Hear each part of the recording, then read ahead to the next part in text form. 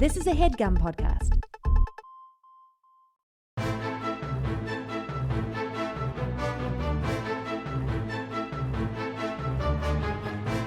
Hello and welcome to The Complete Guide to Everything, a podcast about everything. I am one of your hosts, Tom. And I'm Tim. Tim, boy, oh boy. Boy, howdy.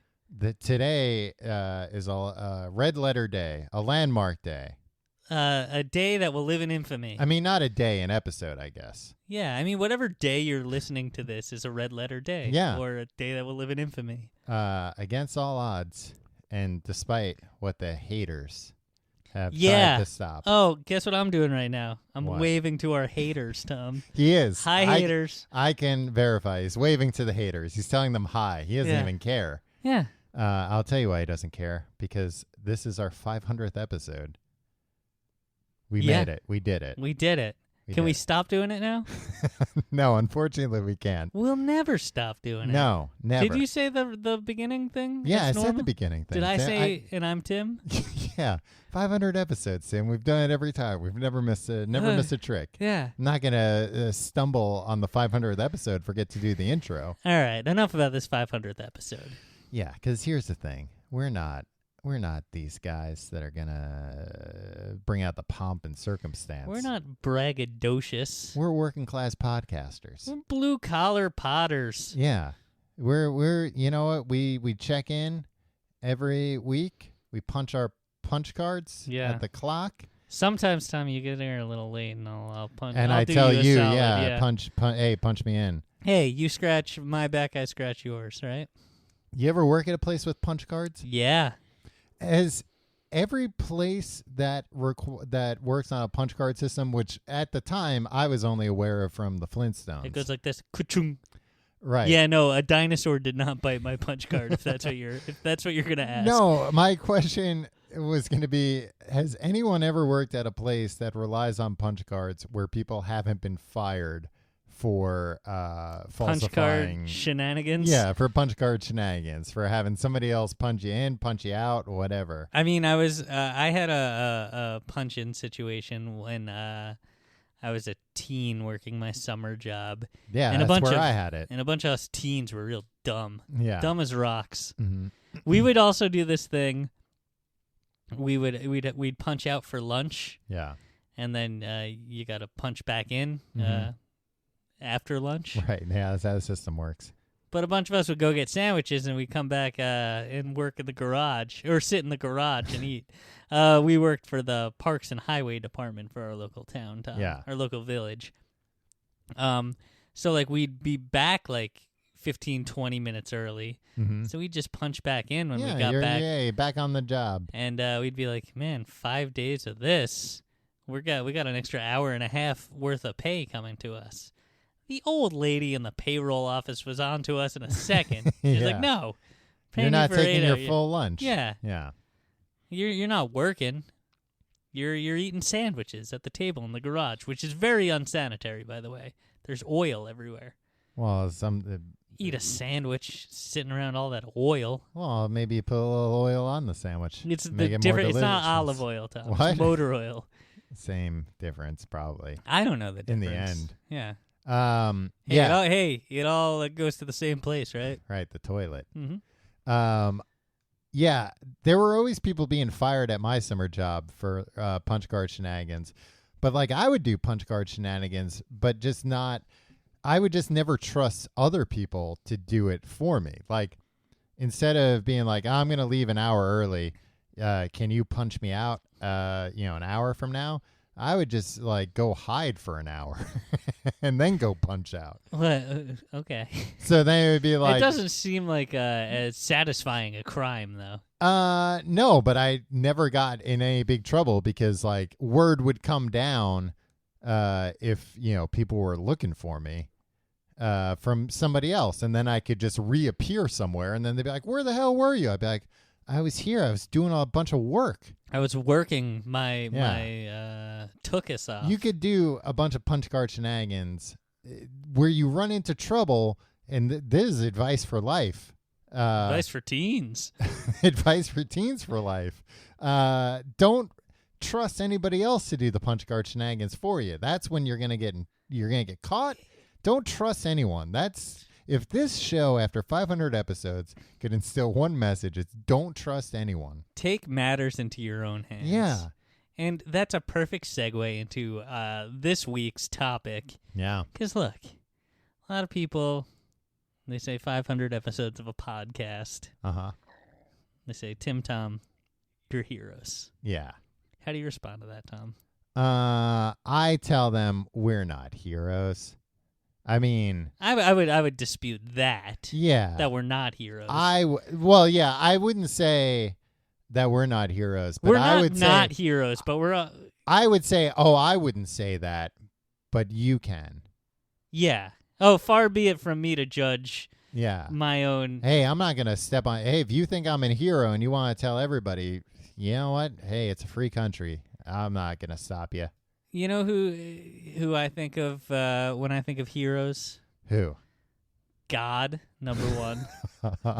Right? Yeah. Gotta give a shout out. And then I guess us. Yeah. I guess we're heroes. Uh-huh. And then tied with us, maybe a little, probably somewhere just between God and us, two people who did 500 podcast episodes. Right. Captain Chesley Sullenberger. Yeah. I mean, and you might be saying, come on, guys. I don't think he's even done one podcast episode. But listen, that's not, come on. Give him a fair shake. That's neither here nor there. An old man can't be that tech savvy. Right. Yeah, he's got to have like his grandson set it up or something. My grandson bought me a Blue Yeti for Christmas last year. Yeah, and thought I should get the podcast off the ground, God, but we're screwed if he gets into podcasting. Oh, I'm retiring that day one. Yeah. But then guess what I do? Guess what? The jig's up, everybody. Yes. Sully's here. Sully's here to make a fool out of all of us. The free ride is over. That's why the two of us quit our jobs as commercial airline pilots. Yeah, because we saw the writing on the wall. No, we saw where the industry was heading. Yeah, so Sully's heroics were like, well, we can't compete with that. We always have to stay one step ahead, one industry ahead of Captain Chesley Sully Sullenberger. Right. So when you see us finally stop doing this podcast, you can be like, you know what? I expect Sully to follow suit soon. Yeah. So the reason why we're doing Sully, because he's a hero like us, but also do we have to say who Chesley Sully Sullenberger is first? If you're listening and you don't know who Captain Chesley Sully Sullenberger is, take a long walk off a short pier, or just listen and learn more about him. No, take a long walk off a short pier, and you'll begin to get an idea of what he went through. Yeah, I bet his pants got wet. How his pants got so wet, Tim. Actually, no. They all stayed bone dry. They were in the tube. Airplane. No. Captain Sully, was the man who performed the miracle on the Hudson. He landed an A320 jet plane with 155 people on it on the Hudson River after 2 fucking birds flew into the engines trying to sabotage everything for him. And you think, oh, Tim doesn't like birds. What a jerk. Yeah. Well, who's the real jerk? Tim or these birds that kamikazed into the engines to try and kill Sully and all of his passengers? Yeah. But when this episode comes out, it's coming out the week that will be the 10th anniversary of the Miracle on the Hudson that Sully performed. Yeah. You know what? And I just want to say this real quick. Mm-hmm. I like this man Sully. Yes, that's what you wanted to say real quick. All right, continue, Tom. I like this guy Sully. Can you imagine what often gets lost in this? You're on an airplane, just a civilian, not a hero like Sully. Yeah, you're sitting there and you take off, and some birds get in the engine, and then you're like, Tim, they didn't just get in. That makes it sound like they were on the wing and they were like, hey, let's get in the engine, let's fuck around with it. No, they got in the engine at the exact wrong time. Yeah, as the plane was taking off. Yeah, and then suddenly you're like, well, that's it for me. Like we're all like, yeah, Sully's a hero, but like, how many passengers? Like 155. Like they all just like were just they had a life-changing experience, right? Like it's not just like, shut up, guys, you're fine. Like Sully Sullenberger was there to save the day. They didn't even know who he was yet. Well, that's disrespectful. Right, because presumably Sully's the kind of guy, the kind of pilot that hangs out even before the plane ride, before the takeoff, saying hello to the passengers as they come in the plane. Yeah. So the birds got in the engine. He safely landed it on the Hudson River, which nobody thought. Geese are the worst type of I was bird. going to say, one of the worst types of birds that you could ever even imagine. They're beyond silly. They're just bad in many ways. Yeah, always honking. Yeah. I got menaced by a goose one time. Tim, we all have. Yeah. Being menaced by a goose is humiliating. It is. It's humiliating because you look silly, but at the same time, they could like take a finger off, like they're dangerous, or they could take down plane. your goddamn aircraft. Yeah, you don't know where they're gonna stop. Yeah, Sully does. Sully knows exactly how to deal with. Well, them. and if he didn't, he learned that day. Yeah. But yeah, he's one of those guys that stands up there and like at least says goodbye. I'm not sure about welcome because like I think they have to be in the cockpit. Yeah, like, and I think ready. he's like, hey, I'm a professional. I can't be playing grab ass out in the in the aisles while people when everybody's getting off. Yeah, but beforehand, I need to reread all the books about how to fly a plane and everything, and make sure I'm really ready to do this. And I like pilots. I like when they stand by at the end. Yeah. When you're getting off the plane and they're like, oh, thank you for flying. But they're always like a little aloof. Like they'll never say like thank you for flying with us. Like you had to say thank you, and they'll be like, have a nice day. Yeah. Well, they're thinking about the next flight, Tim. Yeah. But like often I think about like how many hundreds of thousands of people were on Sully's flights. Yeah. And he was just a nobody at the time because he didn't perform the miracle on the Hudson yet. Yeah. And all these guys, and they're leaving, and he's like, have a nice day. And they're just like, this asshole. Yeah. You know what I mean? Yeah. Like, I always like leave, and I have a great deal of respect for pilots. Like, that's a job I could not do. Believe it or not. Even I could not do it. And even me, like, I'm just like, what are you doing standing here? Go get a life, pilot. Like, you finished your job. You're on the, get out, like, go get a cup of coffee. Yeah. Well, what are you talking to the riffraff like me for? Well, and like a lot of people probably came away from Sully being like, what are you doing? Stop saying goodbye to people. Well, I think a lot of times the pilots are out front there saying goodbye to everybody. They're waiting for everybody to get off the plane so they can go get a coffee. That's why they're up there. Yeah. They're like, all right, come on, hurry up. Yeah, you don't want to drink that plain coffee. No, that's like a big thing. You read that report where it's like, oh, yeah, there's no rules about where that water has to come from and how often they have to clean the tank and everything. Yeah.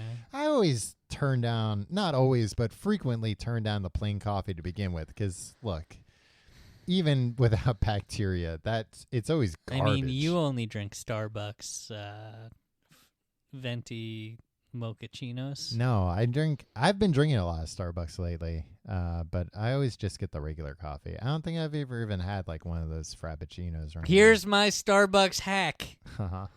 You go in, you get a grande or a venti, whatever you want. Pike place. Yeah. Right? Mm-hmm. If there's a long line, they don't take your name or anything. They just go, all right, wait here. And they immediately go get it and give it to you. They pour it and hand it to you. Yeah, you don't have to wait in that That's corral. Your hack? It's a life hack. Yeah, I mean, sure. Hey, providing life hacks for 500 episodes. Hey, Tom, that was my 500th life hack. I don't think so. I don't think you provided a life hack.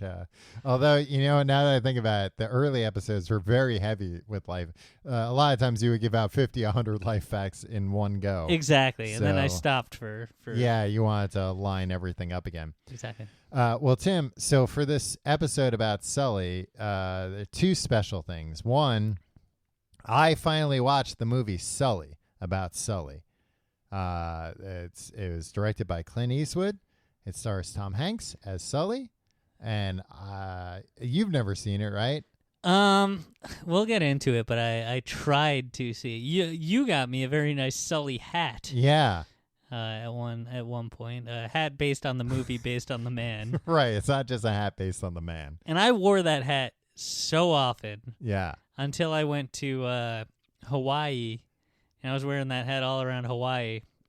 And I was on a hike, and there was this slippery red mud all over this trail that I was hiking on. Uh-huh. And I fell, and I almost fell to my death. Did I ever tell you this? No, I don't think you ever. Did you lose the hat? I almost fell off a cliff. Yeah, I don't care. Did you lose the hat? No. But the hat got this red mud all over it that I can't get off. And so I can't, really wear it out. You should take it to a hat shop, a hattery. I mean, it's not that kind of hat. It's a cap. It's a baseball cap. Look, if they can't handle a baseball cap at a place like that, then they don't deserve to be in the hat business. That's true. They shouldn't be. I bring a lot of bowler hats to this place in my neighborhood. A lot. And you know what? A hat shop nowadays, they're not in the business to be turning away business. That's true. I mean, there are more hats. Well, no. There's probably less hats per capita.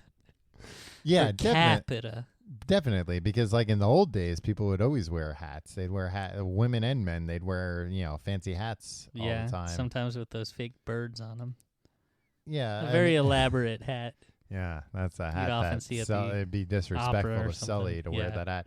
Oh, Oh, but the second surprise for the episode is, look, we may have pulled some strings, and we may be getting a very special call-in guest. Yeah, that's all I'll say. We've set up we've pulled out the complete guide phone. Yeah. Normally, the phone's always here, but normally we don't give out the number because that would be disruptive. Yeah. But we're doing a special episode about Sully, and we happen to get in touch with somebody that shall remain nameless for now, but that, might, let's just say he's a little connected to this story, and he might be calling in. So, yeah, very excited about that. Very excited about. Wait, that was the thing? That was the two surprises. Oh, you watched the movie? I watched the movie, and that we are expecting a very special guest to call in. A very special somebody. Yeah. Wow. Tom? Uh-huh. I almost can't contain my excitement. Well, please try. All right. You want to get started? Yeah. So wait, you tried to watch this movie? Oh yeah. Yeah. Let's start with that then, so we can get a frame of reference. Yeah, and you know me. Who are my top two guys in the world? Sully and Tom Hanks. Tom Hanks. Yeah. And Sully. Mm-hmm. Not in that order. Reverse it. Sully, Tom Hanks. So when I heard about this movie, this film, I was like, this is gonna be great. The Clint Eastwood thing, might have turned me off a little bit. Yeah. But hey, look, the man knows how to make a movie on the cheap. Can I make an argument though? Look, I love Tom Hanks, of course. Mm-hmm. However, don't you think a better casting for Sully would have been Sam Elliott?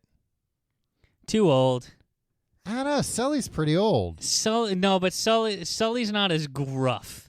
Yeah, but wouldn't it be cool to see an even gruffer Sully? I don't know. A Sully that when the birds hit, he went, birds. No, I don't want that at all. I want him to be like, birds. I want birds. How does Tom Hanks say? Oh, I started watching it. Tom Hanks says it. He goes, birds.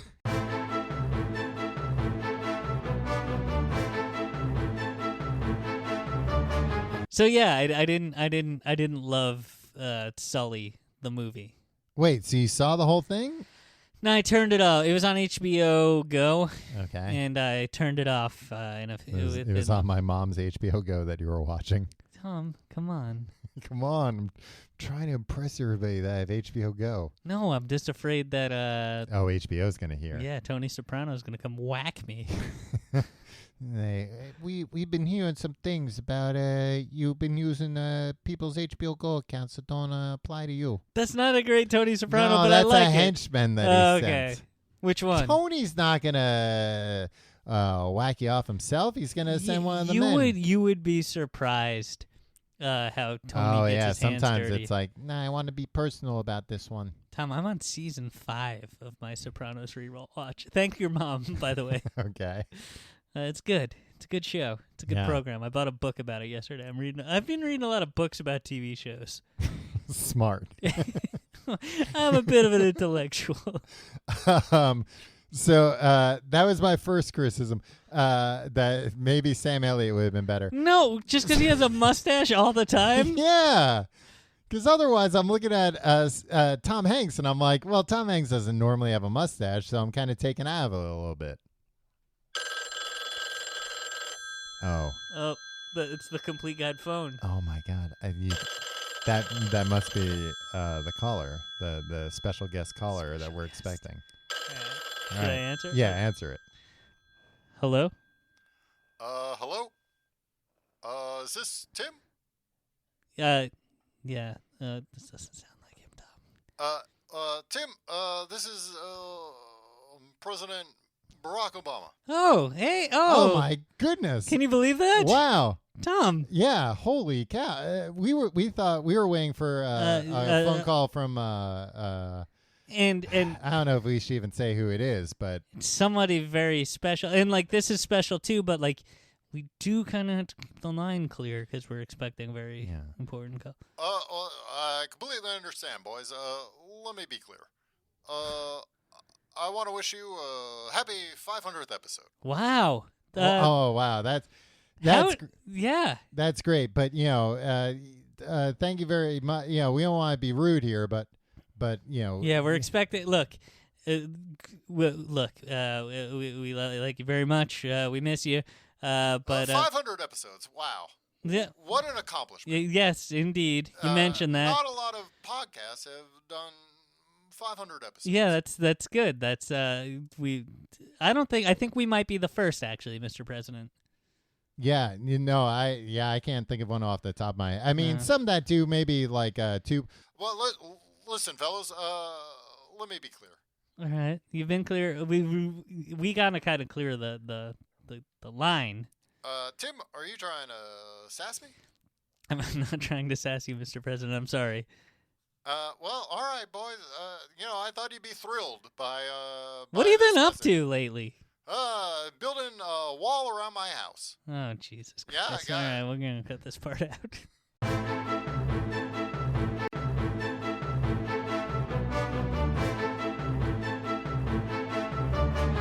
All right, so sorry about that. We had to edit that down. Yeah, that went on for like another 45 minutes. Yeah. That's not going to be in the final edit. It was nice of him to call. It was very nice, but look, we've only got one phone line, and we're expecting a very special call. Yeah. And to get call waiting was an extra $1 a month on this phone line. We barely use it. It's really not worth it. And there were a couple months, Tom. I get the phone bills from TCGT Studios. And you racked up quite a bill a few times by calling those 976 numbers. A lot of those times I was calling 976 Tuna, Tim. 976 Tuna? Yeah, it's a phone number you can call, and they tell you about what tuna are running where, so you can go out and catch tuna for fishing. You can fish for tuna. It's 976 Tuna. Was this a commercial you saw as a kid? No, it's a real service, Tim. Look them up. 976 Tuna. That's How who did I'm you calling. Hear about it's it? not. You're not a fisherman. Well, I'm looking to get into it though. Back to Sully. Yeah. This movie's it's advertised as 96 minutes long. By my count, that's my kind of movie. By my count, it is 88 minutes long. Because 88 minutes is when the credits start, and the credits, I won't talk about the credits yet, but they stretch like it's unbelievable. All right, but Tom, you understand that when they list a movie's running time, they list it with the credits included. Yeah, I guess, but come on. Okay. It's like 88 minutes long, and this movie could be even better. Maybe 25 minutes long. Maybe it's enough for like a half-hour TV show worth of entertainment. Okay. Let me tell you how the movie starts off. The movie starts off, I couldn't believe how it starts off. It starts up with Sully doing a 9/11. That's what turned me off to it. Right? And like I was just thinking, and it turns out it's like, a nightmare he has, but it's like Sully flying a freaking A320 into a plane in Manhattan, in lower Manhattan. I was like, what the hell is this? That wasn't what happened at all. And it just made me think like, oh, they just need like a flashier opening than just, Sully getting his coffee before he gets on the plane. Yeah. You ever see the Steven Spielberg movie Bridge of Spies? No, I keep meaning to watch it. It's a great... That's what I've heard. That's really good. And there is underrated. There is a sequence also with Tom Hanks, as I just mentioned. Mm-hmm. There's a sequence in the beginning, in like the first 20 minutes, that is like an action-packed, like... plane thing where planes are fighting in war and there's an emergency or something. Yeah. I don't remember. But like it's so unimportant to the plot of the movie and they like don't need to show it. And then I realized, oh, this is the only piece of action that they could have possibly put in the trailer. Yeah. And it is kind of like a war movie. So they just were like, okay, we'll just put a crazy plane action scene in here, and that way we can seed the trailer. And when the scene started, before the plane crashed, and I realized like, oh, this is the dream or whatever. Like the plane's like weaving in between buildings. I thought this is insane if they're gonna try and pass this off as the events that happened. Oh yeah, that Sully banked around the Chrysler Tower or whatever to land the plane. But then right after that, Sully's jogging outside. He almost gets hit by a cab, but he doesn't yell, "I'm walking here." And that's to let the viewer know he's not from New York. Oh, yeah. Where he's from? I think California. That's another thing. I didn't mean to say, like I was trying to set you up for something. I didn't mean to say where he's from. Where he's from.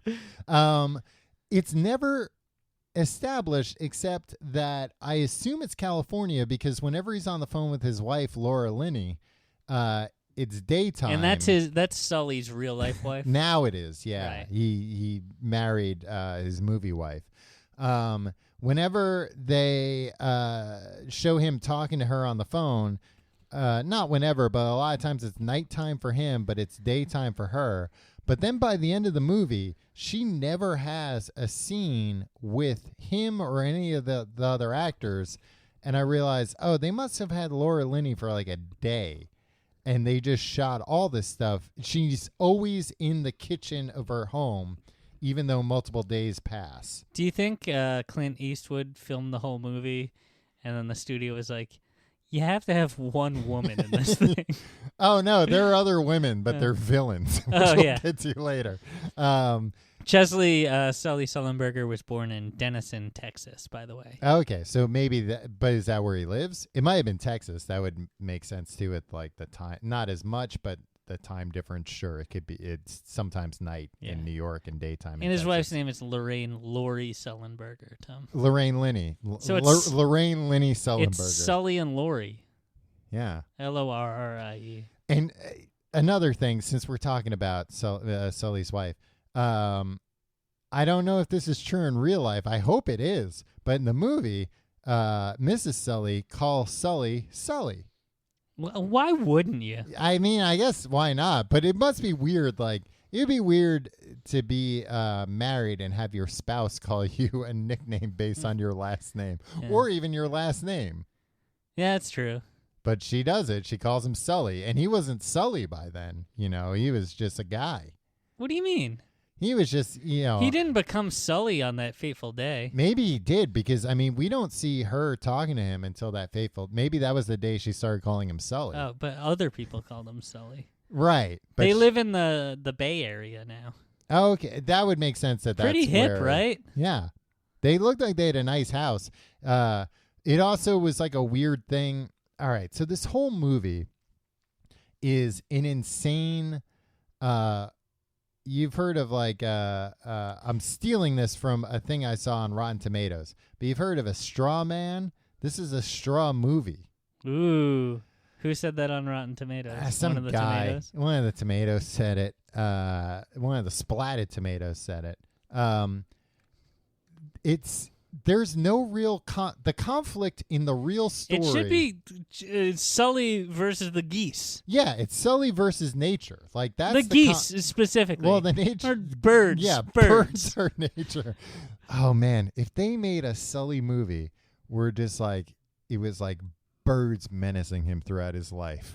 Oh man. And then it culminated. The last 15 minutes of the movie is when like maybe they put this movie out and they don't even call it Sully. They don't advertise it as Sully. It's just like a young man's life. He gets older and like he's just always being fucking menaced by birds. And you don't even realize the last 15 minutes it cuts to like another time lapse or time jump.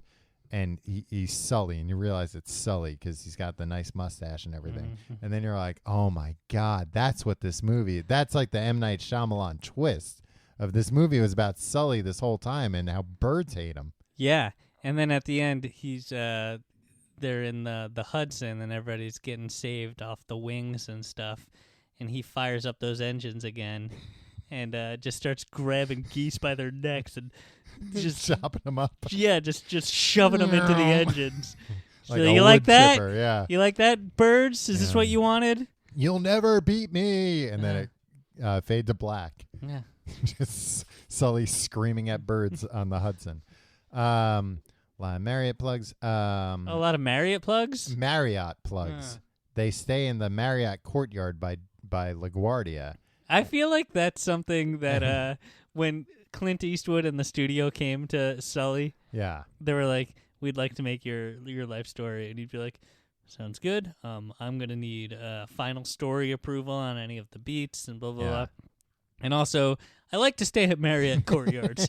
They're a good value. Everybody's nice, and you get a clean room for a decent rate. I'd like to really pay back to them. Put them I feel like he's like a good man like that. Like I'm brand loyal to Marriott. Please include them as much as possible. So it's a straw movie because like the conflict is that a bird flew into the engine and the plane was going to crash unless he landed it on the Hudson River. But like you can't stretch that conflict out to cover even 88 minutes. I mean, you could do it. I don't know. They show the plane crash like 5 different times from like different perspectives and like knowing some information, not knowing other. So they have to come up with more antagonists. And like Miss Sully, they show her like, the Mrs. Sully. Don't get any ideas. Lori. Like the press is outside, after this happens. And, it's like such a menace. But it's like, well, it's not like in movies when like the press shows up outside the guy's house whose wife's disappeared and they all think he's the murderer. That's Gone Girl. That's that movie. Yeah. This is like, no, the press is outside because your husband's a national hero. Yeah, they're not menacing you. They want to celebrate you. Yeah. Like we are today in this episode. Yeah, and that's why we're recording this outside of Sully and Lori's house. Yeah. Open up. It's an honor. I thought that they were setting up Katie Couric to be the villain. Is she in the film? She's in the film multiple times. They should have had Matt Lauer. They have Matt Lauer's voice at one point. Oh. I don't know if maybe I saw an edited version that they've since removed him. But like the first time you see Katie Couric, it's in Sully's Nightmare. Is it the real Katie Couric? Yeah, it's the real Katie Couric. And they've like, not de-aged her, but they've got her like wearing a wig that, was like that long ago. Well, but I'm saying like they've got her in a wig of like what her hairstyle was at the time. She's always changing her hair. That's her thing. But she's a delight too. I like Katie Couric. Yeah, I do too. But like, so shake her hand. He has a dream where she's on TV reporting on this, and she calls him a fraud. And I was like, yes, this movie's setting up Katie Couric as like the villain. It's Katie Couric versus Sully. And she's playing herself. I would enjoy that. She's playing herself. They're rewriting history that she reported. Like Sully's a fraud. Wait, so a lot of this movie seems to take place in Sully's dreams. Yeah, a lot. Because again, they've got, what is it, like 90 seconds that this incident took place during? Yeah. That they've got to stretch out to an entire movie. Yeah, so I thought she was and like they jump around in time a lot. They cut to Sully, like Sully says like he's been flying for 42 years, and then they cut to him flying a biplane. But it's like, yeah, but like 42 years ago in 2009 was the 70s, right? Sure. Does that make sense? No. The 60s into the 70s. It's like there were biplanes, Sully, for God's sake. Maybe that's how he learned down in Denison, I think Texas. it was how he learned. I mean, I think that's the point of them showing it in the film. What? That like he grew up learning on these smaller planes. Oh yeah. But like they cut to it in a way where you were like at first it seems like you're meant to believe that Sully fought in World War One, which I didn't buy. Maybe they were setting up some sort of extended Sully universe where he was traveling through time. I wish. Soon after that, they cut to another like nightmare of Sully doing a 9/11. Really? Like they do it again, and it's just like, yeah, all right, we saw. Was this all after the fact? What do you mean? After the miracle? Yeah, like him having another nightmare about it. So was he really racked with this kind of anxiety after it? I don't know. I mean, I have to imagine that weighed into his mind of like, if I try to make it back to LaGuardia, I might just, crash in Manhattan and kill, everybody on the plane and a bunch of other people. But he retired shortly after the miracle on the Hudson. Hudson. And even like, because there's a scene again with Laura Linney where he's on the phone where it's like, where he talks about how close he was to retirement. And it's weird because they try and set up like, again, another straw man thing of like, oh, money's tight. But even then, it's like money. The way they convey money's tight is like Laura Linney going, we got another letter from the bank today. But then it's revealed that it's about a rental property they have. It's like, oh, they're not like going to lose their home. That's just like a side income. Like, and that stinks, but like that's not a high stakes dramatic thing. You're looking for. So far, the villains are the press that lionizes him. Yes. And the bank, which is giving them, like, not great news about, like, an alternate source of income. But not great news, but, like, Sully's response to that is like, well, we'll find another renter soon. And it's like, oh, yeah, you're paying for a place that you're not renting out. Of course, sooner or later, you're going to wind up, coming in. Oh, crap. Not crap. Hopefully it is him. I know, but I'm nervous. Yeah, I'm nervous too. All right, I'm going to answer it. All right. Should I answer it? Yeah. I'm going to answer it. Okay. Yeah, I said to. Hello? Hello? I don't think this is him either. No, I don't think it's him. Hello? Who is this? This is, the Complete Guide to Everything show. Who's calling? Of course I know who it is. Oh, my word. Tim? Yeah, no, Tom? It's me, President Bill Clinton. Great to hear from you, Bill Clinton. You've had some rough times as of late, and it's good to hear from you. A lot of people say that kind of thing, but hey, it's all been great for me. I mean, all the accusations and kind of accusations, that's what I say. Wow, that's folksy. Yeah, listen, I'm a folksy president, and I just called to wish you a happy 500th episode. You don't really you sound more like a weird southern like a villain in an old movie. Oh, that's just another accusation, Tim. And listen, me. I don't need any more of them. I don't care. You sound like what's his name? Tim. Tommy Lee Tim, Jones. he's a former president. Please don't. I know. Make fun I of was him. just Please thinking don't he was insult him. the author of The President Is Missing.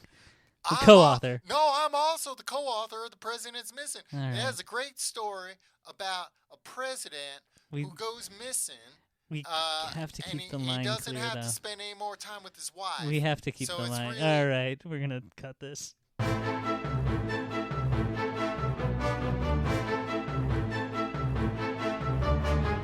All right. Sorry, we had to cut that. We had to keep the line clear. Yeah, that was another. Jeez. Yeah. That guy goes on. He's loquacious. He just likes talking. I think he was lonely.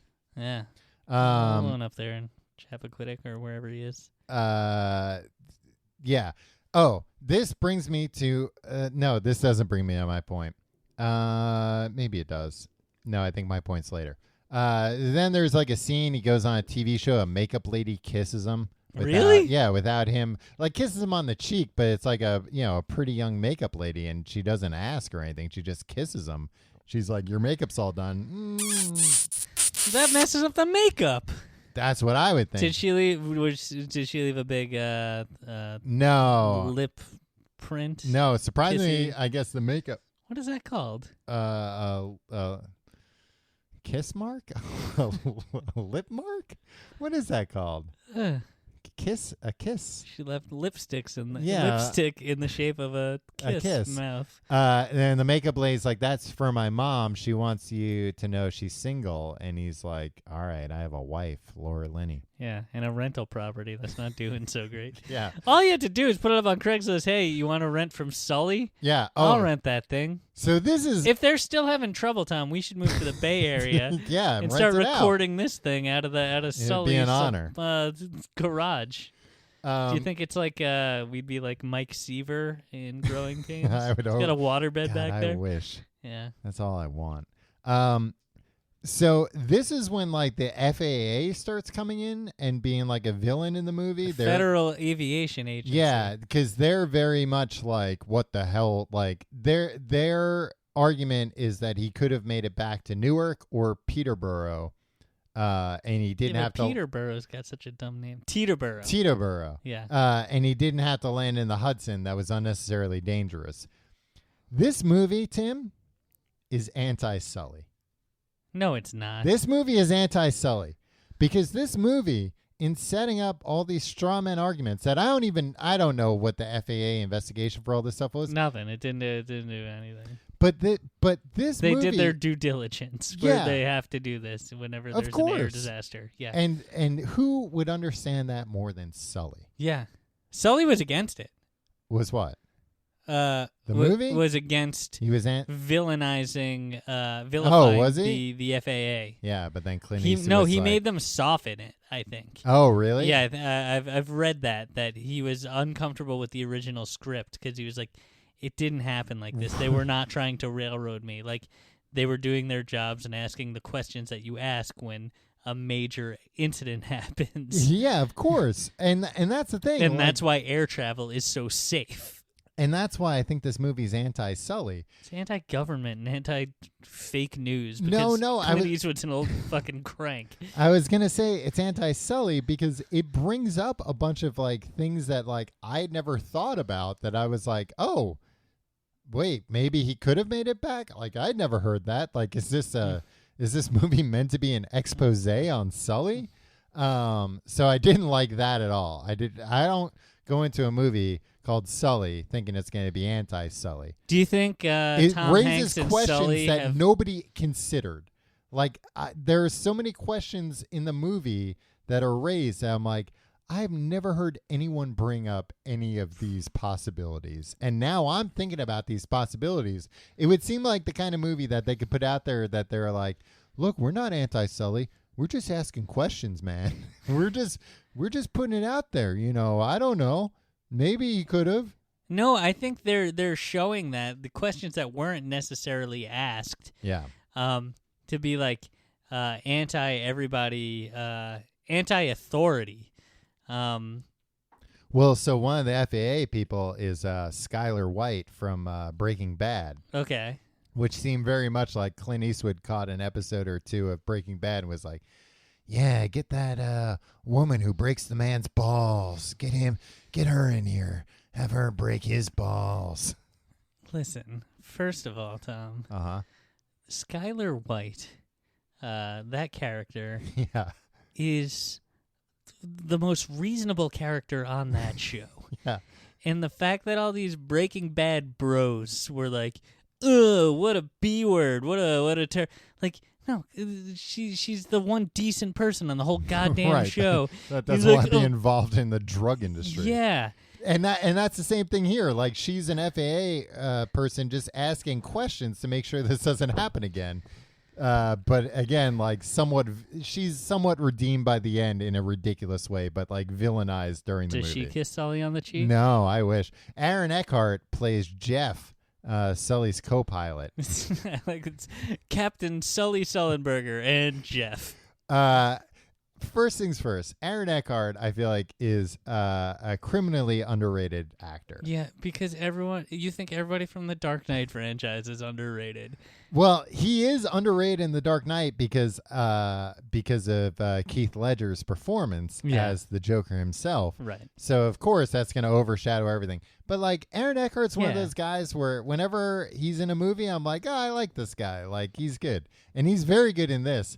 And speaking of Batman, Aaron Eckhart in this movie, I think Clint Eastwood just told him, "You're Sully's Robin. You're Robin. You're Sully's sidekick." I don't know if that's because every time like anyone questions Sully, Aaron Eckhart's there as Jeff. It's just like a hothead who's like, "How dare you question Sully? Oh yeah, this man's got more morals in his bones." I like than the you'll idea that all the other pilots are like Sully's toadies. Yeah. And yeah, no, but like Tom. Yeah. You know, like not everybody's looking at the world through Dark Knight colored glasses, well, right? thank goodness it'd be too dark. dark. This guy You wouldn't played be able to see toothpaste anything. in Dark Knight Rises. Dark Knight. Not toothpaste. Two-Face. Wait, I'm sorry. What? Two-Face, not toothpaste. Oh, I thought his name was Toothpaste. No, because Huh. his face looked like toothpaste after everything was done. Half his face. Oh, Two-Face, because it's two sides of the face. He does have nice teeth, though, even after the accident. Yeah. So I can understand. And you know what? Yeah. Aaron Eckhart's mustache is almost like showboating. He's got such a good mustache in this movie that it kind of overshines Sully's mustache. Skylar. Oh, there's an insane part in this movie where it's the two of them, and then like I think all the flight attendants appear on David Letterman's The Late Show. What a weird way to phrase that, Tom. But Yeah. I mean, but it's very obvious in it that they took the actual Late Show episode that Sully and his crew appeared on, and like did the Forrest Gump thing to put all the actors into that same scene. he's the only man that they can put into the past. That's why you get Tom Hanks in a movie. Oh, you maybe put him in that's old why. footage. Maybe it's like we already got the files. Like we Yeah. can just load them up in there. Yeah. Give us the old Letterman clip, and like it looks fine for the most part. But like they do full screen shots where you're seeing everybody, and it's like, why is Letterman grainier than everybody else in this shot? And again, the shot serves no purpose. Like he mentions to his wife that, or to Jeff that he's going to be on that they're going to be on Letterman, and they're like, that's so weird. You know, they're still like kind of in shock of everything that happened, which is a good moment. But then seeing them on Letterman, it's unnecessary. It does, and Letterman just makes like a joke about like, oh, I bet your husband's never heard that. What's I don't know the context of the joke. I think one of the flight attendants is like, oh, we said like brace for impact, and he's like, ooh, I bet that it wasn't the first time you've heard that. Is that Letterman or Johnny Carson? It was. Ooh. They used old footage of Johnny Carson, and then they did CG on it to make it Letterman. That seems unnecessary, but I'm in favor of it. Like insane, Very stuff. entertaining movie. Wild stuff. Some people would say. Movie could be 25 minutes long. Oh, at one point it starts focusing on like it flashes back again. It starts focusing on a passenger. Well, that's interesting. Look, Tim, the name of the movie is Sully, not Passengers. That was a different movie. Yeah, but Tom, you can't have Sully without the context of Sully. Sully is Sully. I know, because, so put Sully in all the scenes. Oh, you think that he should? I mean, I would like him being like. If Sully's off screen, the audience should be asking, "Where's Sully?" Yeah, agreed. But without the birds, Sully is not Sully. Without the flight attendants, Sully is not Sully. Slappy. I would love if they just like had cut to like just these geese hanging out for a bit. Yeah. And like subtitled the geese like, "What do you want to do today?" Yeah. Or make it like the original cut of the Sully dark for good. Yeah. Make it like the original cut of the Dark Crystal where you can't tell what they're saying. Yeah, but still show like 5 minutes of geese talking like to each other. Right before they take off, like this movie, it's such a badly made movie. I think they made it in like, hey, we can bang this thing out in like, what, 2.5 days? I mean, the majority of it seems like it was filmed in front of a green screen. But like, some of it was filmed in front of a live studio audience. There is a part where like Sully and Jeff, they're waiting to like, before their fateful flight, they're like doing their checks and everything. And Jeff's like, "So I Googled you last night, Sully." Just to like have a bunch of exposition about Sully. It's like nobody turns to their coworker after working with them a bunch of times. Presumably Jeff and Sully worked together for 40 years and was like, "I Googled you last night." And like basically tells him a bunch of stuff about himself that like it would be super weird for Jeff to have Googled and is now talking about instead of just like asking Sully about it. Yeah. Basically, Sully had a consulting company that investigated airline crashes, which is how they tried to make like the FAA. I don't even know what it was. It was like, you crashed the plane to help your business or something. But Jeff basically says, like, I did some digging, and it looks like this consulting company is just you. And it's like, all right. Sully. That's how, like, consultants generally and, like, in real life, Sully would have been like, well, why didn't you just ask me, Jeff? Like, why did you Google all this stuff, and now you're confronting me about it? Just ask. We're best friends. Have you ever been in a cockpit? No. Boy, I was brought up to one. When I was brought up in a cockpit, but I never got to look outside. No, when I was a little kid, I was on a plane and they brought me up to the cockpit, but then I had diarrhea. Get him out. Yep, that's essentially what happened. Well, and you probably were like, yeah, get me out. Yeah, I don't want to do it here. I've only been in a cockpit of like small planes. Being in a cockpit's crazy. Lots of switches, right? No, because like, yeah, that, but like when you're taking off, like it's always like, wow, we're going real fast. And then you're going to lift off into the air, but it's still, every time I've experienced it, I'm like, oh no, something's going wrong. So it feels like you're in a car kind of, and then all of a sudden it just starts flying. Been in a helicopter in like the front seat of a helicopter. Okay. Is that similar? And like when it time, takes off, you're like, whoa. Yeah. Yikes. There's a scene in Times Square where they have signs in Times Square for Gran Torino, which I looked up, which actually was out at the time. So really? That makes sense. Man, Clint Eastwood was like a batty old man 10 years ago. 10 years ago. Yeah. He's even battier and older. And then like a big prominent sign for Seinfeld. Oh, the DVDs. But that were coming out. Is that why they had? But it doesn't say the DVD. It's just like a Seinfeld logo. Yeah, no, that wasn't the DVDs. The DVDs came out 2007. When did 2009.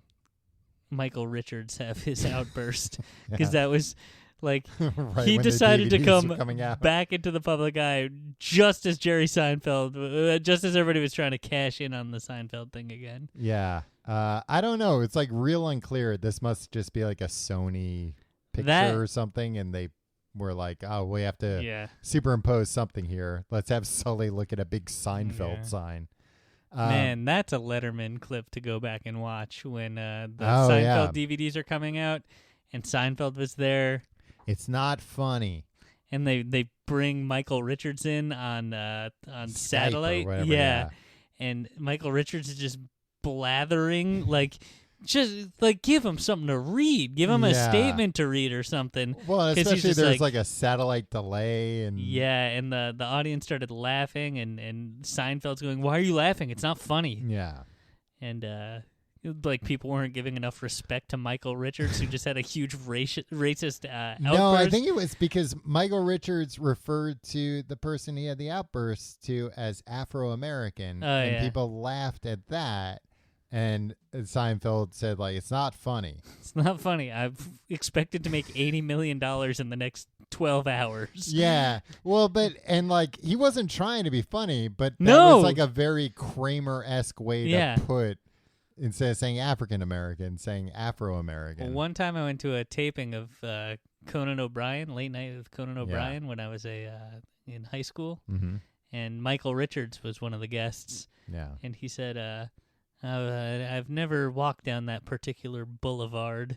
Yeah. And I laughed, and I was the only one in the audience. I went like, ha ha! And then like they both looked, and Conan went, okay. Yeah, well, and that's why you couldn't get into the audience for the Letterman thing. Exactly. They're like, no, this guy's on record laughing at things and that Jerry aren't Seinfeld jokes. would be like, why are you laughing? Sorry. Go on. Then there are two like pretty big cameos in my book.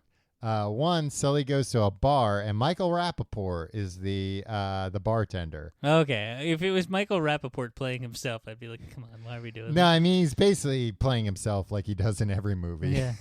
That guy does not have a lot of range. No, I don't like Michael Rappaport. No, me neither. And but he's playing like an obnoxious bartender, and I'm like, oh, okay. This where he's like, you're Sully. Hey, everybody, it's Sully. Look, it's Sully. It's like, oh, yeah, I could see Michael Rappaport being like that. And then he tells Sully, like, we made a drink named after you today.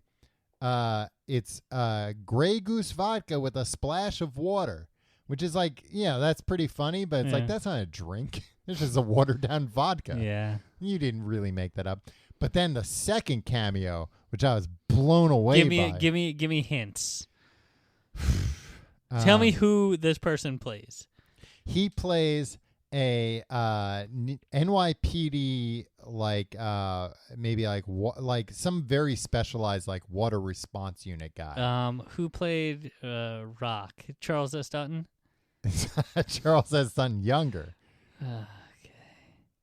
And like he has like maybe like two shots, but the second shot is like when he has a line, he's like, "Let's go, boys." Joey Fatone. You're not that far off. Justin Timberlake? No. I would have heard about that. Tim, it was Turtle himself, Jerry Ferrara. Oh, well, I wouldn't necessarily think that was a cameo. I assume it was a cameo. It was for the audience to see. Like, with turtles in it. Yeah. He looked good. I mean, I guess this movie's pretty old, but he looked good. At one time he was dating the real Meadow Soprano. Is that true? No, I think that was just I think that was a plot in Entourage. Yeah, but I think they did start dating in real life. Like, you buy into all that stuff, Tim. That's just marketing. They're just fooling you into thinking that that's true. Do you have any wrapping up thoughts on Sully the movie? Tim, I'm not even halfway done yet. When the plane crashes, like the first guy in line, they just kind of like throw him into the water, which I think was actually what happened. And the guy is just kind of like, oh, he doesn't know what to do, and he starts swimming to shore, and like later a rescue swimmer has to save him. Why did they throw him in the water? I don't know. Like they open up the door and he kind of hesitates, and they're like, "Yeah, go! You have to go!" And they hadn't deployed like the raft or anything, and it wasn't one of the doors over the wing, so the guy just jumps off, and then later there's like another woman on the wing who out of nowhere is like, "We have to go," and she jumps into the water, and it struck me as so weird that must have been what really happened. That like two dopes were like overreacted. I mean, don't call them dopes because they just went through like the most traumatic experience. But like, come on. No, you don't know how you would for sure. Just chill out for a minute. I don't know. How do you like, if you were in there, you'd just be like, I need to get the No, fuck off actually, this plane and need to get out of here and like swim back to my normal life. No, actually, the first dude, the woman that jumps off the wing, I don't know why she did that. And like when she did it, why I thought like, oh, she's going to turn right back around and get back on the wing. But she doesn't do that. She drowns. No, but the dude that starts swimming for sure, it was not his fault. It's the flight attendant. He hesitates and she's like, what are you doing? Jump. And he just jumps and has no further instruction and, starts swimming for the shore. I remember on the news there was one guy, like a young guy, who was in his boxers on the wing. And they interviewed him afterwards on the news. He's like, I got confused. He's like, I thought we were going to the water. I thought I remembered them telling us to strip down because we're going to be swimming to shore. But like, seeing as I'm the only one in my boxer shorts here, they must not have told us that. He's like, I think I made some assumptions that I. Well, and so the movie does do a good job of showing like how immediately the city responded. Like ferry drivers like immediately went to the plane. NYPD like a crazy rapid response. And like a thing that I haven't really heard. I would think if that there's a major aircraft incident in New York, so close to Manhattan Island, that like. Yeah, okay, the NYPD is going to respond. Yeah, but quickly. they show kind of like the FAA, like the air traffic controller, like when the plane goes down, he's super upset and just assumes like, oh, they all just died. And like the supervisor comes over and they're like, and like takes his, headset or whatever. And he's like, all right, we have to bring you to this room. They're going to come and check your blood alcohol and all this. And like the dude's super upset. And it's not till like way later, like he's just forgotten about it and left in that room like crying that somebody's like, hey, what are you doing in here? We're all having a party. And he's like, what?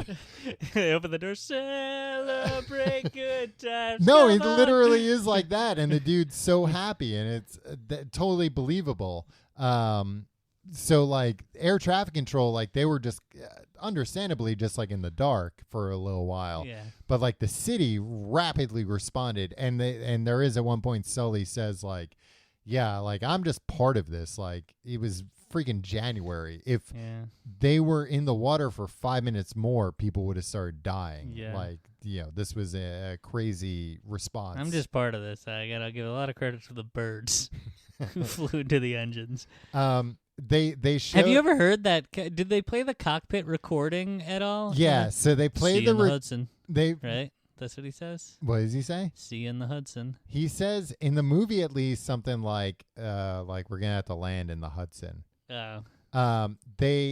The FAA thing is ridiculous when they're in front of the board. They play the whole tape at one point. Everybody closes their eyes and imagines it, and then we see it again for the third time, fifth time, whatever. But they do simulations, but you're led to believe that during the FAA inquiry, maybe this is what happened, but I find it hard to believe that when he's like, we couldn't have landed, we couldn't have gone back to LaGuardia, that they're like, all right, well, let's go live via satellite to a flight simulator where we're going to have two pilots attempt that very thing with the same parameters. And then when they land, he's like, well, maybe there, but not Teterboro. They're like, well, we're going to go live to a different. It's like, they wouldn't go live, I would think, to like people trying this. But then Sully's like, but how many times did they do it? And Skylar's like 17 times. And he's like, what? No, because they knew what was doing. He's like, it took us 35 seconds to decide what to do. Have them wait 35 seconds, and then it fails. And then they're all like, oh, Sully, you were so right. We were all idiots. We're dumb. We're the government. He Perry Masoned them. He did. He Perry Masoned them big time. Oh, our ship has come in. Yeah, this has to be him. Yeah, right? If it's not him, should I answer it? Of course you can answer it. It's got to be him. I'm nervous. Well, I'm going to answer it. Hello, the Complete Guide to Everything headquarters. Well, hello. Is this Tim? This doesn't sound like him. I don't know who this sounds like, though. Hello? Yes, this is I Tim. don't know who this. Yeah. Oh, Tim, it's me, your old pal, Ronald Reagan. Oh, man. Wow, Ronald Reagan. Wow. I don't recall us being pals ever in the past. I think we've had a pretty antagonistic relationship. I'm not a huge fan of yours. Welp, Tim, when I was president, you were but a boy. That's true. That is true. Yeah, that is. Mr. He's got a good yeah. point there. Well, what are you calling in for? I'm just calling in to say Yes. congratulations on the 500 episodes. Yeah. You know, You. me and Nancy, No. we listen to every episode. Well, You're eating jelly beans, I bet. oh, you know me. I'm always eating jelly beans. What are you, an old jazz band? Is this Billy Crystal's old jazz band character? Nope, it's just me, former President Ronald Reagan. All right. You know, I was in a movie with a monkey once. Yeah, I know you were in a movie with a monkey once. I think more than once. And I was president twice. Yeah, you were. Yeah. I really trickled down economics. That's me. Yeah, that is. That's me, and it worked out great. It worked out for It everybody. worked out from what I for understand. everyone, Yeah. as far as I understand. Yeah. I'm in the afterlife now. Yeah, you're dead. Yeah, you don't need to tell me. Is that what your laugh sounded like on yeah, Earth? Tim. That's his famous. The famous Ronald Yeah. Reagan laugh. Is that you, Tom, or? No, it's me, Ronald Okay, Reagan. yeah. It's still me. Boys, I have to keep the line clear, congratulations though. Thank you. Is this a on wrap up? 500. I hope not. I don't have very many people to talk to. And I just want to congratulate you on, you know, by the time... Where in the afterlife is confusing to me. Well, You could use a telephone, but you can't really talk to anybody. There, I assume you're in hell. You're in hell, right? you know what? It's not for me to say. Okay. I think he's in hell, Tom. Look, I don't know where I am. It's not too different than when I was alive. Am I right? What? When you were on Earth, it was hell as well? We gotta... No, I think it's just when he was on Earth, he was confused a lot of times. Oh, about where I he was. see. Yeah. Yeah. Because, yeah. Well, thanks for calling in, President Reagan. Oh, former President Reagan's fine. Thank you. Thank you very much. Goodbye now. All right, Tom. Nancy, can you hang up this All right, we're going to have to cut this.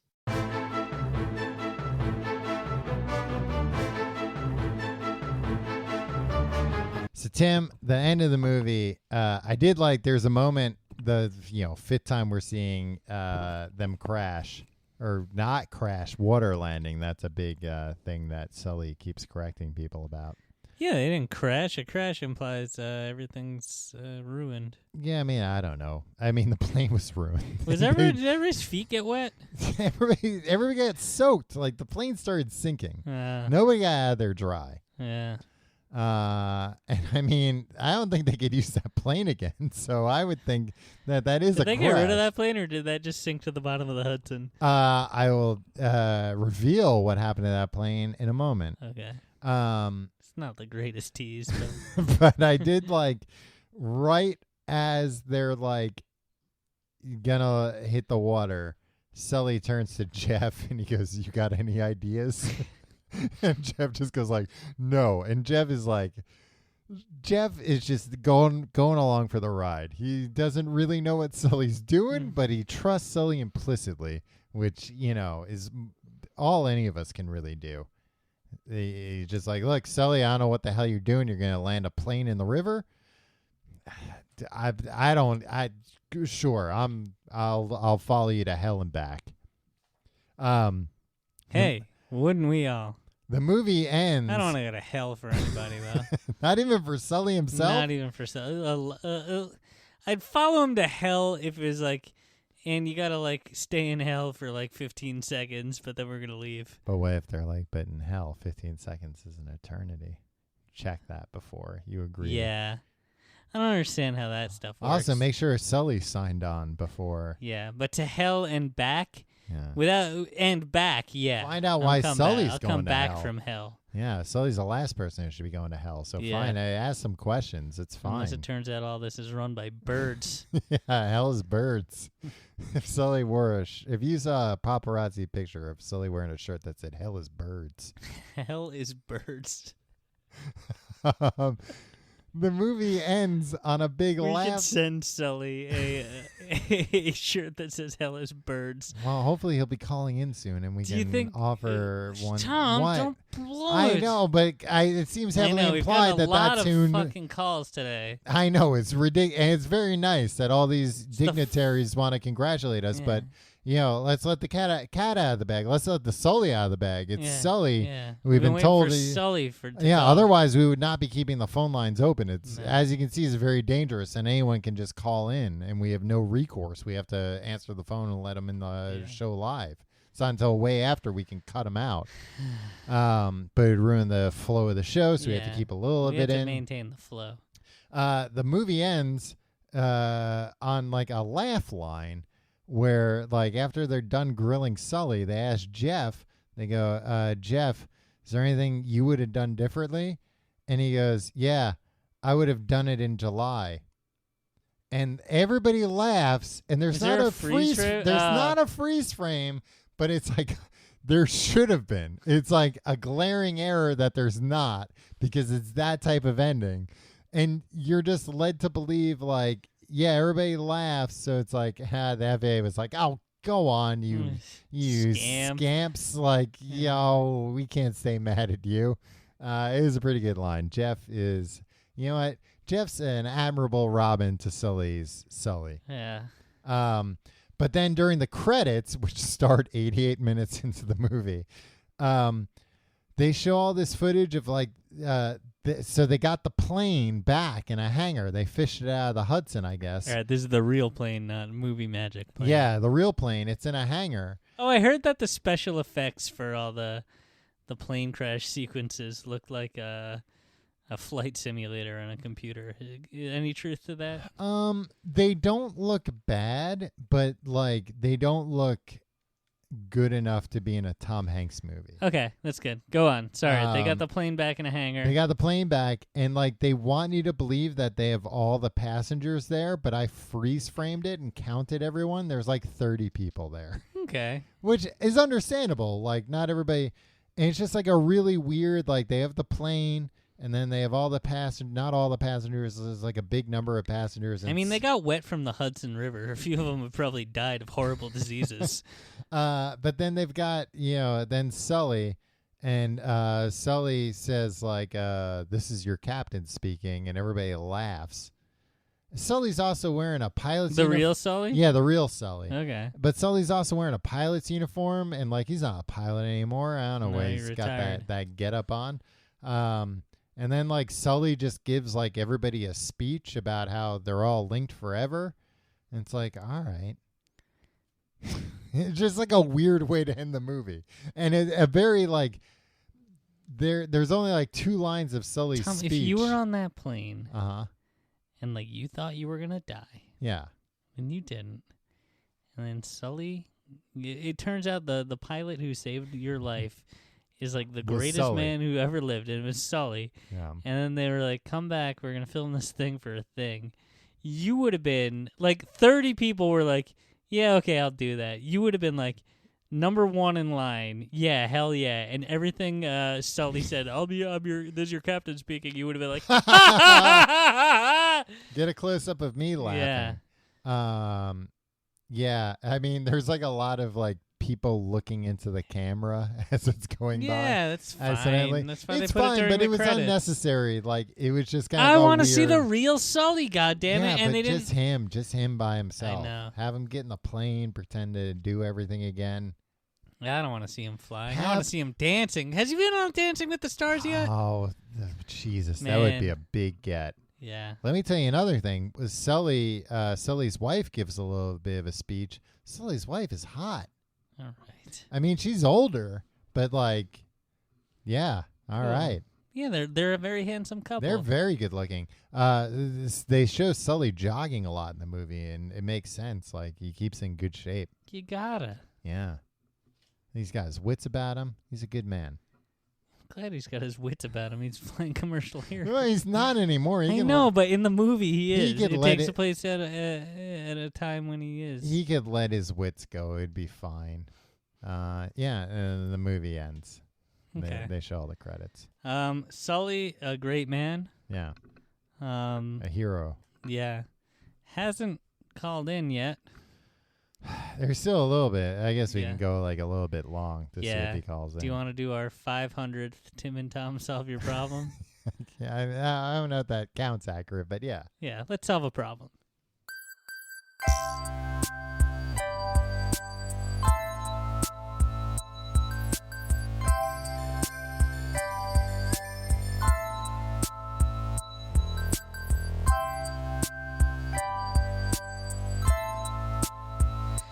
Hello and welcome to Tim and Tom Solve Your Problems. I'm Tim. Why is that such a blasé? Yeah. What problems could you possibly have? A man had to land an aircraft in the Hudson River. Yeah, unless there's somebody emailing in like 2 birds just flew into my engines and I gotta land the plane. What should I do? It's gonna pale in comparison. If you have a problem you'd like us to solve, we're going to solve a problem every episode in 2019, except for the first one that happened. No, we solved the one last week, didn't we? Did we? I don't think we did. I think we did. No, we meant to, and then we didn't get to it. The week before we did. Yeah. Except for the first week, but including the last week of 2018. If you'd like us to solve a problem, email us at thecompleteguidetoeverything@gmail.com. Tom? Mm-hmm. This week's problem comes to us from Taylor. Okay. We don't have a gender on this Taylor. Could be anything. Yeah. Hi, Tim and Tom. My name is Taylor, and I'm 23 years old. It's fine that we don't. It's just I don't want to use pronouns that right, because you don't know that are incorrect. I've been dating my boyfriend for almost 4 years, and he is a pretty cool guy. The typical lose contact with some of your friends thing happened when we first got together, and the friends I'm left with, I'm pretty sure like my boyfriend more than they like me. He goes out of town a lot, and when I try to hang out with these friends, it's kind of awkward and boring. Even though I knew these people way before we started dating. He goes out of town a lot, and when I try to hang out with these friends, it's kind of awkward and boring, even though I knew these people way before we started dating. But probably not before they knew Taylor. Right? Huh? The person, no, not Taylor didn't say the name of their boyfriend. Right. I'm saying Taylor met probably their boyfriend and all these people at the same time. No. Right? No.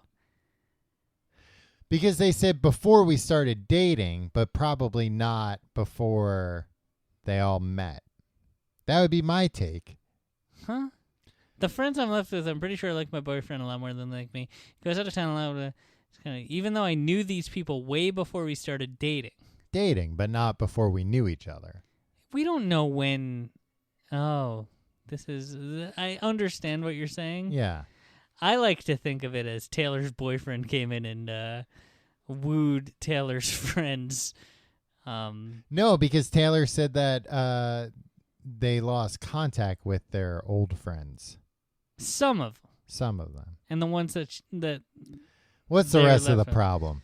Oh, God, you had to make this. How can I make my friends like me and make it less awkward to hang out without my boyfriend?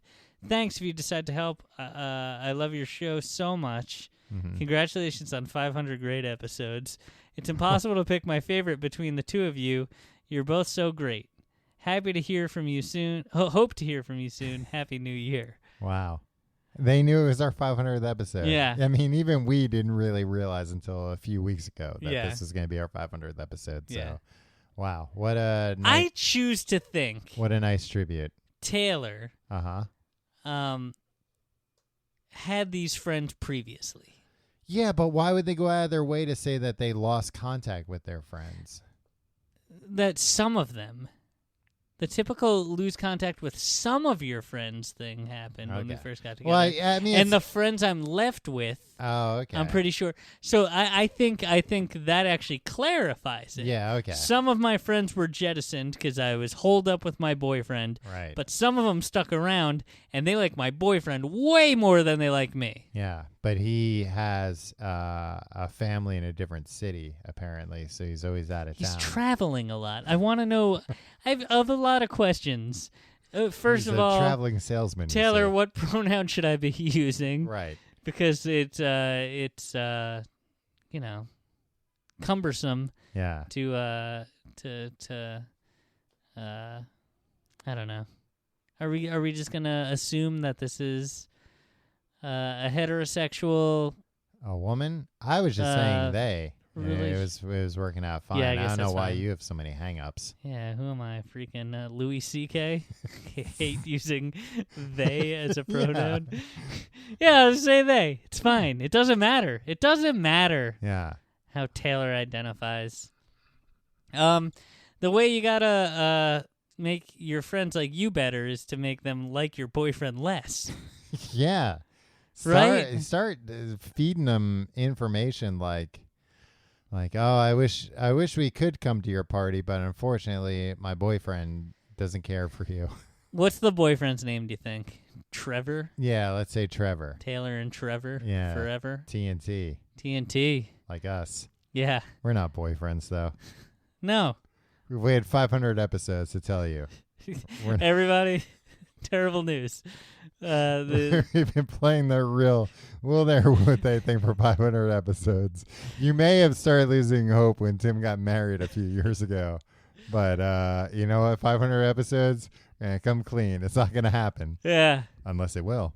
Won't they? In our case, but how could it's a fine line Taylor must walk, right? They must. Their friends must hate the boyfriend or dislike the boyfriend. No, must dislike the boyfriend without hating him so much that they don't want either of them around. Exactly. Yeah. Or that they don't want him around and judge Taylor. I assume that Taylor enjoys the boyfriend's company as well. Yeah. You know what you could do? What? Is like the next time you're at like a friend's house. I guess this would be hard. I was going to say, like, when Taylor's boyfriend, Trevor, goes to the bathroom, you can go in, like, right after and pee all over the seat. But you'd have to make sure nobody saw you go in there. Right. And then, eventually he would get a reputation as somebody that pees all over the toilet seats, which is, like, not a reason to hate somebody, but a reason to, like, not want him around all that much if it was like a habitual thing they did. Yeah. I was at work, and this guy that I've had a few business meetings with. Ooh. No. Wow. Here's the thing. What a real brag. Yeah. It's a guy that I have a purely professional relationship with, right? Like, well, I'd hope so. You're married, Tim. Exactly. But like, we're not friendly at all. Uh-huh. Sometimes he'll come to the office in which I work. And he'll piss all over the toilet seat. I'm not going to stop doing business. This is to bolster your point. Right. I'm not going to stop doing business with this guy. But you're certainly not going to hang out with him. What the hell? Like, this is my least favorite. Like, it's a guy that works in a like, look, he's one of a group or a few people that work together that come into my office for meetings. Okay. So, like, I like him the least out of those people that come in because he pisses all over the toilet seat. So are you suggesting maybe it's one of the other people he comes in with that's doing that? No, so that I'm saying, well, like him. I mean, that would be a great plan, which is why that story is only meant to illustrate that your plan would work well. It's just how to distract all your friends while you're putting piss all over the toilet seat. Yeah, you would have to like... And it has to be Trevor's piss in case they choose to test it. So that shouldn't be too hard to get some of your boyfriend's piss. No, it's easy. Yeah. Everybody knows that. Yeah, maybe if like the bathroom's on the way to the bedroom, you can be like, I'm going to go rifle through your things for a bit. I'm not going to the bathroom, just to be clear. Yeah. Or I'm just going to go look through your personal belongings. What's swatting? Swatting is when you call 911 on somebody and say like, I'm holed up in the house. I'm going to kill everyone. Yeah, okay. And so then they send a SWAT team hoping that there's an accident where the SWAT team kills that person by accident. That's the worst thing that anybody can do. Right. But if there is a benign way of doing that to just create a diversion. I think the benign version of swatting is like ordering a pizza to somebody. Yeah, no, that's what I'm saying. Okay, great. All right. Well, why didn't you think of that? Why did your mind immediately go to like the most evil thing that you could possibly do I to don't somebody? know. You told me about it earlier. You asked me to bring up swatting for some reason. I don't know why I did it. No, but yeah. 500 episodes, I should have learned not to take your lead. I mean, you got there in the end, Tim. It is a good idea to like order a pizza and then, ding dong. But how to make your boyfriend go to piss when the pizza's coming? You got to feed him a bunch of soda right after you put the order in. And also make sure that everybody nobody else gets soda. And that everybody knows that he's going to use the bathroom. Yeah. And then this has to happen. There he goes, Trevor. 3, 4, 5, 6, 7, 8, 9, 10, 11 times. There's not like a pee version of laxative, is there? Water, there probably is, soda. but it's probably like dangerous. I mean, laxative's dangerous. Yeah, that would dehydrate you pretty bad. Laxative or a pee version? A pee version. Yeah, I mean, both of them, I guess. Yeah. Sand? Sand's dehydrating. Maybe it's just sand that you can put in there. Makes it. Oh, do you think this could finally be it? This has to be it. I mean, we're at the tail end. Yeah. All right. Should I answer it? Yeah, you should. I'm nervous. You should I just want to. How are you nervous, Tim? We know Sully's calling. Hello.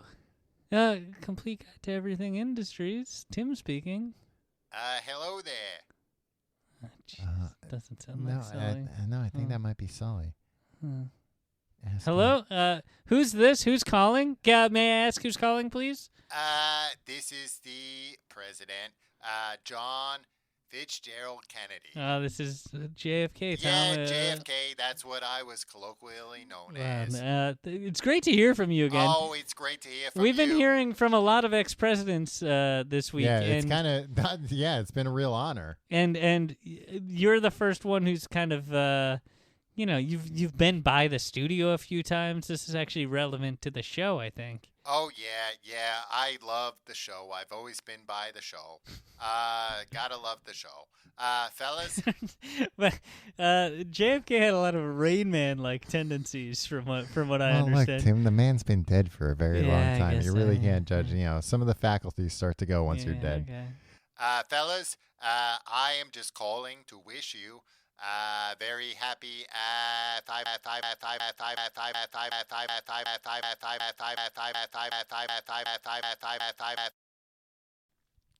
What the heck? What is going? Tim, I guess you can't give the phone a kick, but yeah.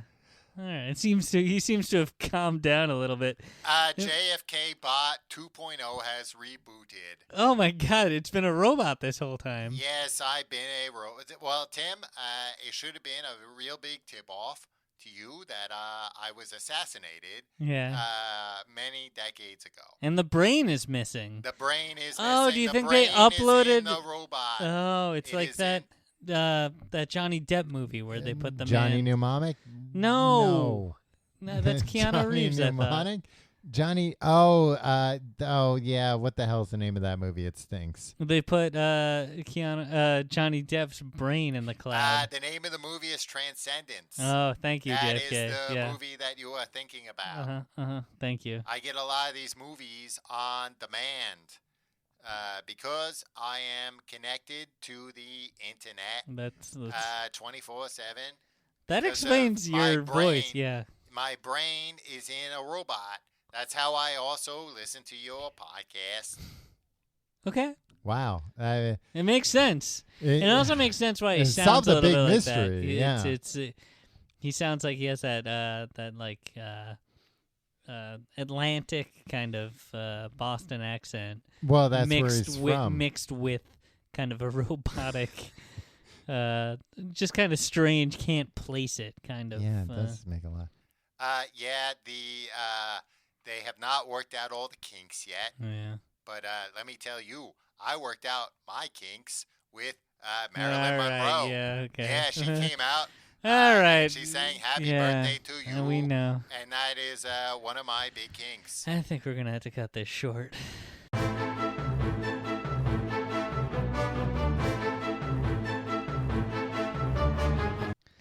All right, so Taylor, I think we've given you your marching orders. Sorry we got interrupted. Yeah, jeez, that went on for 2 or 3 hours. So pee on the toilet. There needs to be pee on the toilet seat after your boyfriend Trevor uses the bathroom. Order a pizza to distract everybody while he goes to the bathroom, but make sure he goes to the bathroom. 2 minutes before the pizza arrives, you can use the Domino's pizza tracker to know when the pizza's going to arrive. Well, and you might make sure to feed him enough soda. You might need to order a few pizzas just to be safe. Yeah, one after another.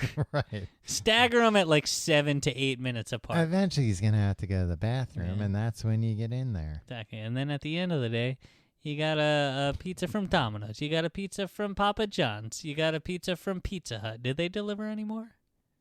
Can't out Pizza Hut. Maybe in some markets. Yeah. Taylor, I wish you would have told us. And make sure you use your the boyfriend's pronouns to pee. use and what pizza chains are in your market. Yeah, so we can just have a little bit. And that goes for future people emailing us in. We've been saying it for 500 episodes, but tell us what pizza chains are in your market. Yeah, come on, guys. Don't leave us in the dark here. We know a lot of the markets, but we don't know them all. It helps us to solve problems. Thanks for writing in, and again, if you want your problem solved, shoot us, drop us a line. The complete guide to everything at gmail.com. And for God's sake, don't call, because this has just trying been to keep one, the line one clear, headache after another. If you like the show, you can find out more at tcgt.com. You can follow us on Facebook, facebook.com/complete guide. You can follow us on Twitter at complete guide. You can follow me on Twitter and Instagram at Tom Reynolds. Follow me at your pal Tim. If you want to support the show, you can support our sponsors. You can also check out tcgt.com/Amazon for your Amazon shopping and tcgt.com/pledge for our Patreon, where you can get bonus weekly episodes of mini podcasts such as Fast Food Friday, Riverdale Reviewed, Justice League Minute, You Look Marvelous, Merrily, Merrily, Merrily, Life is But a Stream, and many more, and some fun stuff coming very shortly in the next few weeks that we'll be announcing that we're very excited about. Yeah, you won't have to rattle off that list anymore. Yeah, and you sign up now, you won't have to wait in line when the new stuff gets announced. Yeah, exactly. Tim, 500 episodes. Any closing thoughts? And this will later in the year will be the 10th anniversary of the show. So that's when we're really gonna blow it out. Well, hopefully that's when Sully's actually gonna call in. Jesus Christ! If he doesn't, I'm gonna lose it. Yeah. So we can't really do like 500 episodes and 10 years. The 10 years, that's when really. Oh, you're not gonna believe what happens then. I mean, you'll probably believe it. It'll be a podcast, maybe. Yeah. I mean, it's always going to be a podcast. Maybe it'll be a multimedia experience. You have maybe a VR experience? Maybe an AR experience. Maybe an AR experience. Maybe a DR experience. Maybe we'll go down to the Dominican Republic. Ooh, that'd be nice. That'd be very nice. Yeah, let's do that. Yeah, let's go to the Dominican Republic. Yeah, and just have like a nice week. Tom, seeing as we went really long this week, and nobody's listening anymore, I'd just like to say thank you to everybody who listens. 500 episodes is 495 episodes longer than I thought this show would go.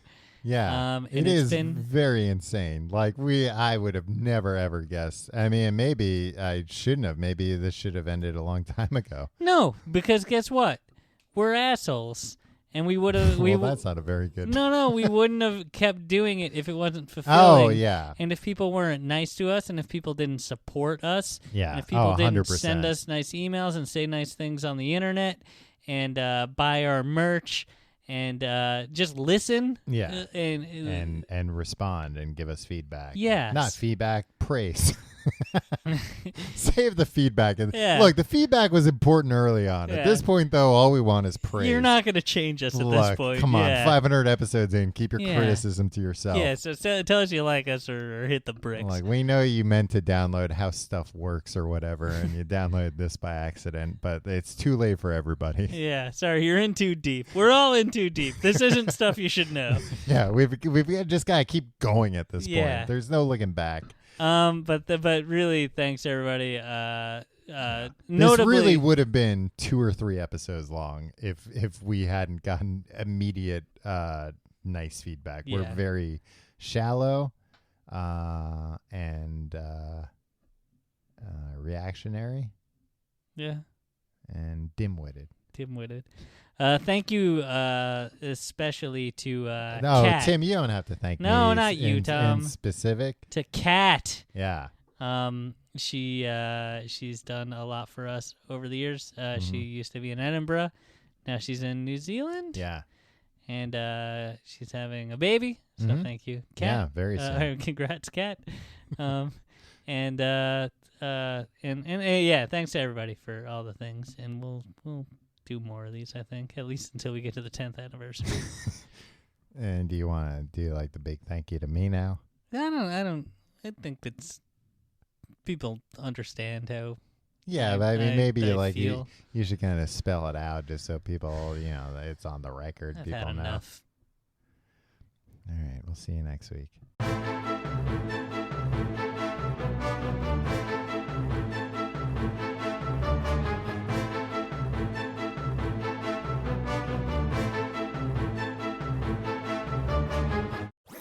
That was a HeadGum podcast.